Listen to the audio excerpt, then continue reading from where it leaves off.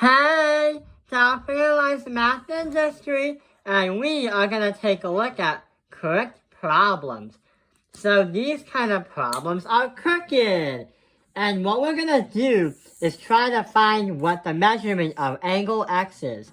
Not only that, we are also going to apply what we have learned in the past angle congruent perpendicular parallel videos and apply them to this kind of math problem.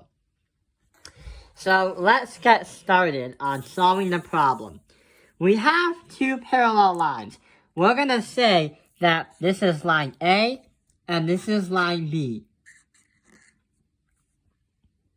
So what we have here are two parallel lines, what we said.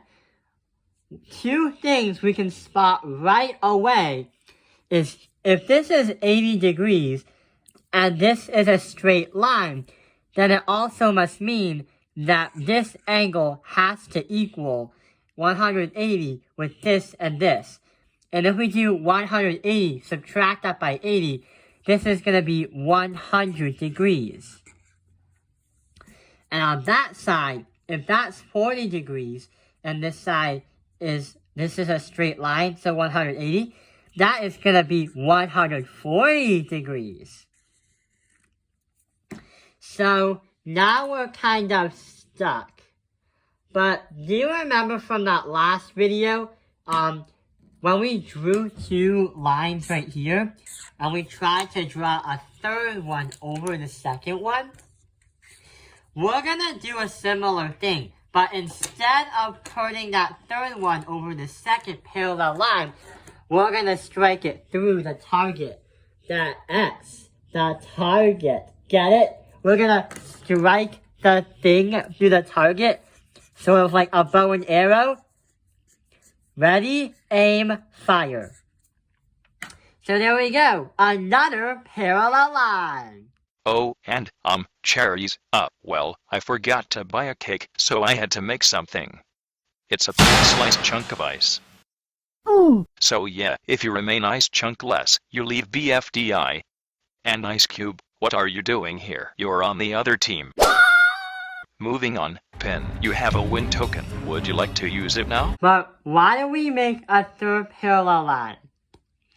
Well, the reason why we did this is, remember when we were talking about vertical angles and how they are congruent? Or if you have two different angles that are supplement, we can apply the same rule on this one too.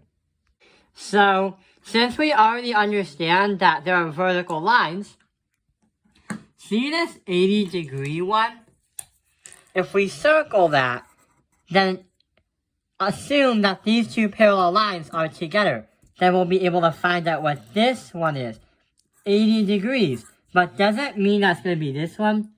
No. Because the angle is a lot wider than that one. And this one right here is supposed to be 100 degrees. Because 80 plus 100 is 180 equal 180 degrees. A straight line. Then what about these ones? If I cover up the paper and only rely on these two ones, 140, if you move out to here, then it's going to be 140 right there. We're using the vertical angle theorem. And last but not least, we still have left over that 40 degrees. So we are going to put 40 degrees right there. So now we have all the parts to understand the entire problem. What is x? It's 80 plus 40. And that's going to bring us, as an example, as x is going to be the measurement of angle x is going to equal 120 degrees.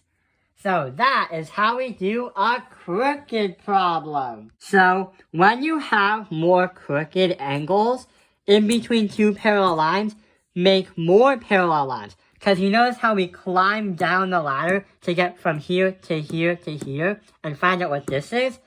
The reason why is if you find one angle, it will help you find the other angle.